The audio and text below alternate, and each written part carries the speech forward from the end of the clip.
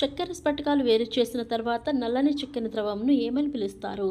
First option bagasse, second one press mud, third one molasses, fourth one sulphitation. Answer third option అండి, molasses. Molasses అంటే ఏంటి? చక్కెర స్ఫటికాలు అంటే చెరకు నుండి చక్కెరను తయారు చేసే ప్రాసెస్లో ఏర్పడే చక్కెర స్ఫటికాలు వేరు చేసిన తర్వాత ఏర్పడే నల్లని చిక్కని ద్రవాన్ని మొలాసిస్ అంటారు. అలానే బగాసే అంటే ఏంటి? రసము తీగ మిగిలిన చెరుకు పిప్పినే బగాసే అంటాము. దీనిని కాగితం తయారీలో ఉపయోగిస్తారు. నెక్స్ట్ ఇక్కడ ఫోర్త్ ఆప్షన్ ఏముందండి? సల్ఫిటేషన్.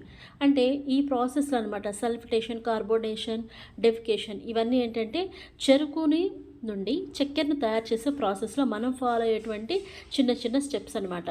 ఈ డెఫికేషన్, కార్బోనేషన్, సల్ఫిటేషన్ వల్ల ఏర్పడే అవక్షేపాలనే ఏమంటారు అని అంటే ప్రెస్ మడ్ అంటాము. దీన్ని ఎక్కడ ఉపయోగిస్తారంటే ఎరువుగా ఉపయోగిస్తారు. ఓకేనా ఫ్రెండ్స్? ఇలాంటి మరిన్ని బిట్స్ కోసం తప్పకుండా ఛానల్ సబ్స్క్రైబ్ చేయండి, వీడియోని లైక్ చేయండి.